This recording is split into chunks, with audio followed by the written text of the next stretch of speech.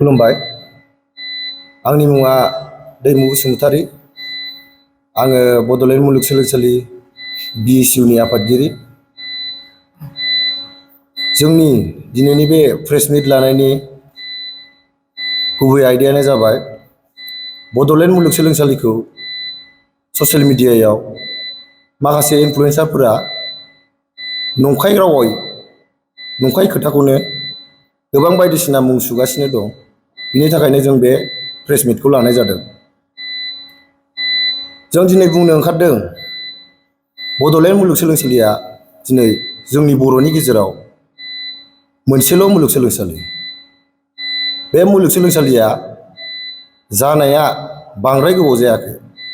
बे जानाया एसेबांबो गोजौआव जौगायाखै। स्टेजआ दासिमबो जागायजेननायावनो दङ। बेयाव माखासे प्रब्लेमफोरखौ नुदों। नंगौ, जायो। प्रब्लेमा जागायजेननायाव जायो। बे जागायजेननायजोंनो जौगालांहोनायाव माखासे प्रब्लेमफोर थानायखौ बै इनफ्लुयेन्सारफोरा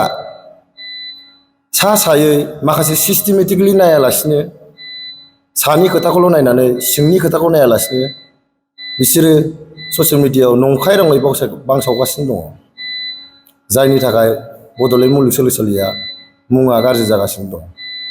बिथांमोना बुङो दिनै गावसिनि फेसबुक पेजआव ओरै होननानै बुंसे बुंनानै मोजां रोखोमै इनफरमेसन लायालासिनो गाज्रि मुङै बुंनानै बुंबावो बिसोरो प्रब्लेमा जादों। नंगौ, जोंबो मानियो प्रब्लेमा जादों। नाथाय बे प्रब्लेम जानाया गावसोरो भिडिअ बानायनानै गावसिनि फेमनि थाखाय बुंसे बुंनानै गावसिनि कमेन्टआव बै प्रब्लेम जानायखौ गावसिनि कमेन्टआवसो थिनो। बै प्रब्लेम जानाया गावसिनि कमेन्टआव कमेन्ट हरोबा मा बै प्रब्लेमा सुस्रांजागोन नामा? बेथ' नङा। बै प्रब्लेमखौ जाफुंहोनो थाखाय ग्राउन्ड लेभेलाव ओंखारनांगोन। ग्राउन्ड लेभेलाव जेबो खामानिखौनो मिथियाब्ला नोंथांमोना सा खारनानै बोरै जानो? बेनिखायनो आं नोंथांमोनखौ खावलायदों जे नोंथांमोना भिडिअ बानायो बड'लेण्ड इउनिभारसिटिनि सायाव। नंगौ, नाथाय मानो नेगेटिभखौल'? बड'लेण्ड मुलुगसोलोंसालियाव बिराद पजिटिभ माखासे खामानिबो जायो। बे खामानिफोरखौ नोंथांमोना मानो दिनै हाइलाइट खालामा? मानो नेगेटिभनि सायावल' हाइलाइट खालामो? बेखायनो आं नोंथांमोनखौ गासिबो इनफ्लुयेन्सारफोर जायनाखि बड'लेण्ड मुलुगसोलोंसालिनि सायाव गाज्रि नेगेटिभलि भिडिअ बानायगासिनो दं, बै नोंथांमोनखौ आं खावलायनो सानदों जे नोंथांमोना नेगेटिभखौल' देखायालासिनो पजिटिभखौबो देखाय, जाहाथे जोंनि इउनिभारसिटिया गोजौ लेभेलाव दावगानो हाथों। आरो माबाफोर साजेसन दंबा साजेसन हो। नोंसोरो इनकारेजसो खालामनांगौ। जोंनि इउनिभारसिटिया बड'लेण्ड इउनिभारसिटिया मोनसेल' इउनिभारसिटि जे बर'फोरा बेयावनो फैनानै गोबां PhD खालामबाय, माबा खालामबाय। आरो बे PhDनि दारैबो दाख्लै बुंदों PhDआ स्केम जादोंनो 128 जन, 127 जन। दा बिनि सायावबो माखासेया गोबां बुंदों, मिस इनफरमेसन खालामदों। माने खोथाखौनो मिथिया, सोरबा सासेया होबाय, बे होनायखौनो बैबो होबाय, बैबो होबाय, बैबो होबाय आरो। खिन्थु मारै जानो? PhDआ बिदि PhD होनाया ओरैनो स्केम नङा। PhDआ बेयाव गासिबो मास्टारफोरा खालामजोबखांनायनि उनाव नेसनेल लेभेलाव सौहैयोबासो, बिनिफ्राय रेसपन्स मोनोबासो सासे स्कलारा PhD बिबानखौ मोननो हायो। बेनिखायनो आं गासिबो नोंथांमोननि इनफ्लुयेन्सारफोरखौ बुंनो सानदों जे जोंनि बड'लेण्ड इउनिभारसिटियाव प्रब्लेम जानायफोरखौल' सानालासिनो पजिटिभखौबो नोंथांमोना गासिबो देखायलांगोन, दिन्थिलांगोन होननानै आंनि बुंनाया एसेनोसै। खुलुमबाय बयनिसिमबो। आंनि मुङा अनफावरि औवारि। आङो दा बड'लेण्ड इउनिभारसिटि स्टुडेन्ट इउनियननि प्रेसिडेन्ट। दिनैनि बे प्रेस मिट लानायनि माखासे रिजनफोर दङ।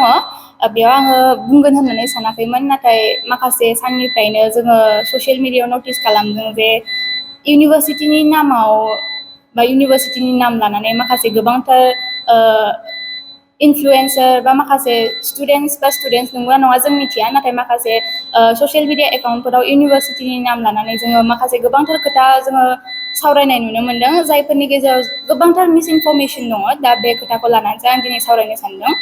दा मैयानिफ्रायनो मोनसे माबा सार्कुलेट जागासिनो भिडिअ सार्कुलेट जागासिनो दा बिनि सायाव आङो फंनैसो बुंनो सानदों मोनसे एनि अनफिल्टार्ड एन्ड बड'लेण्ड एन्टारप्रेन्योर्स मुंनि मोनसे पेजआ भिडिअ बानायदों इउनिभार्सिटिनि सायाव आसाम के कोकराझार में बॉडोलैंड यूनिवर्सिटी के अंडर हमारे लोकल यूथ का फ्यूचर जिंदा दफन हो रहा है।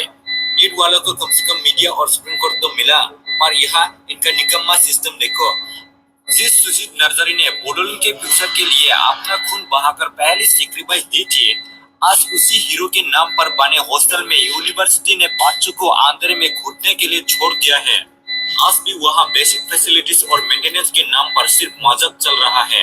एक तरह से खोथाखौ बुंनो सानदों दा बे भिडिअ जे मेनसन खालामदों बड'लेण्ड इउनिभार्सिटिनि प्रब्लेमनि खोथा नो डाउट जोंनि इउनिभार्सिटियाव प्रब्लेमा बिराद दङ गैया नङा दङ बाट बे प्रब्लेमनि सायाव डिसकास खालामालासिनो नैबे भिडिअ बांसिन माखासे मिस इनफरमेशन होनानै बा माखासे फल्स इनफरमेशन लानानै भिडिअखौ बानायनाय नुनो मोनदों जेराव मेनसन खालामदों जे सुजित नार्जारी बयस हस्टेलनि खोथा जाय जोंनि इउनिभार्सिटियाव सुजित नार्जारी बयस हस्टेल मुंनि मोनसे हस्टेल गैया स' बियो मोनसे मिस इनफरमेशन बा फल्स इनफरमेशन होनानै भिडिअ बानायनाय जादों आरो हस्टेलनि बेसिक फेसिलिटिस बा माखासे फेसिलिटिस मोनैनि खोथाबो बेयाव बुंनाय जादों जायनाखि टटेलि फल्स बिकज जोंनि इउनिभार्सिटिनि हस्टेलाव बेबायदि बेसिक फेसिलिटिसनि जेबो आंखाल बिदि जोङो दिनैसिम कमप्लेन मोनाखै दा सानै साथामसो माखासे इनफ्लुएन्सार बा माखासे भिडिअ बानायग्राफोरा इउनिभार्सिटिनि प्रब्लेमनि नामाव गावसोरनि फलोवार्स बा माखासे एटेनसन अनलाइन एटेनसन गेइन खालामनो थाखाय बेबायदि फल्स इनफरमेशन लानानै जोङो भिडिअ स्प्रेड खालामनायखौ नुनो मोननाय जादों दा as a president of Bodoland university आं मोनसे बाथ्राखौ रिक्वेस्ट खालामनो सानो जे नो डाउट नोङो नंगौ खोथाखौ बा नंगौ इस्युखौ रेज खालामनायाव जोंहा प्रब्लेम गैया yes you have right to raise the issue that स्टुडेन्टसफोरा जाय इस्युखौ फेस खालामगासिनो बेखौ नोंसोरा अनलाइनाव सार्कुलेट खालामनायाव जोंहा प्रब्लेम गैया नाथाय इउनिभार्सिटिनि नाम लानानै जे माखासे नंखाय खोथा बा मिस इनफरमेशन नोंथांमोना स्प्रेड खालामगासिनो बेनि सायाव जोंहा बुंनांगौ दङ मानो होनब्ला बड'लेण्ड इउनिभार्सिटिया जोंनि जा बिटिसि ओनसोलाव मोनसेल' गिबिसिन इउनिभार्सिटि जाय जोंनि बर' स्टुडेन्टफोर जायफोरा जों गोरिब न'खरनिफ्राय फैनाय माखासे मिडल क्लासनिफ्राय फैनाय जों बेयावनो गोजौ सोलोंथाइ बा हायार इडुकेसनखौ जोङो एचिभ खालामगासिनो दा बेबायदि सिटुएसनाव जोंनि बड'लेण्ड इउनिभार्सिटिनि नाम लानानै इनडिसिप्लिन वेआव जाबायदि भिडिअ बानायगासिनो आरो भिडिअखौ जोङो मेक्सिमाम हिन्दी रावाव बानायनाय नुनो मोनदों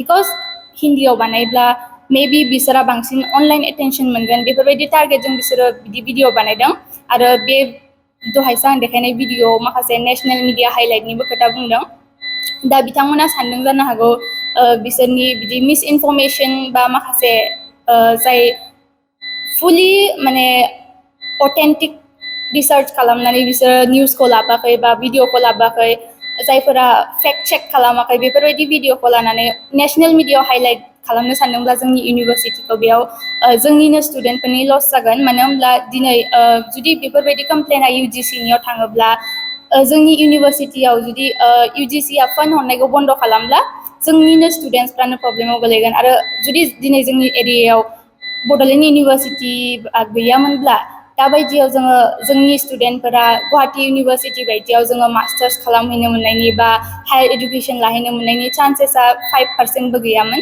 दा बेनिखायनो आङो जायफोर इनफ्लुएन्सार बा जायफोर स्टुडेन्ट बा स्टुडेन्ट नङैफोरा बेफोरबायदि मिस इनफरमेशन लानानै भिडिअ खालामगासिनो बेफोरबायदि मिस इनफरमेशन स्प्रेड खालामनायखौ टटेलि बन्द खालाम आरो जुदि नोंथांमोना थारैनो जोंनि इउनिभार्सिटिनि प्रब्लेमखौ सल्भ खालामनो लुगैदोंब्ला जों फैनानै डिसकास खालामफैनो हागोन नोंथांमोना सिस्टेमखौ बुजिनांगोन इउनिभार्सिटिया मोनसे सिस्टेमजों सोलियो इउनिभार्सिटिनि रिजाल्टनि सायाव जोंहा गोबांथार प्रब्लेम जानाय नुनो मोनदों दा बे प्रब्लेमनि सायावबो माखासे रिजाल्टआ माखासे प्रसेसनि गेजेरजों फैयो इउनिभार्सिटिया डिक्लेयार खालामो आरो दा मेइन इस्युआ जानानै फैदों सामार्ट पर्टेल जाय सामार्ट पर्टेला इउनिभार्सिटिनि नङा बेयो मोनसे गभर्नमेन्ट पर्टेल बेयावहाय बे पर्टेल जानायनिफ्रायनो जोङो इउनिभार्सिटियाव आरोबाव बांसिन रिजाल्टनि बेलायाव प्रब्लेम जानायखौ नुनो मोनदों बेनिखायनो नोंथांमोना जुदि जेसेबां प्रब्लेमखौ रेज खालामदों बेबायदिनो जुदि सल्भबो खालामनो गोसोबा जों इउनिभार्सिटियाव फैनानै डिसकास खालामफैनो हागोन आरो बे प्रब्लेमखौ सल्भ खालामनायाबो माखासे सिस्टेमनि गेजेरजों थांनो गोनां जायो जों बेयाव बेफोरखौ दावराव खालामनानै बेखौ सल्भ खालामनो हाया आङो बेखायनो बेखौ रिक्वेस्ट खालामनो सानदों जे नोंथांमोना जुदि थारैनो बेफोरबायदि इशुनि सायाव नोजोर होदोंबा बा सल्भ खालामनो गोसो जादोंबा अनलि रियेल इशु जायफोरा फेक्ट चेक खालामनाय बेफोर इशुखौ रेज खालाम आरो जोंजों डिसकास खालामफै दा बेखौनो बुंनानै आं फोजोबनो सानो गोजोन्थों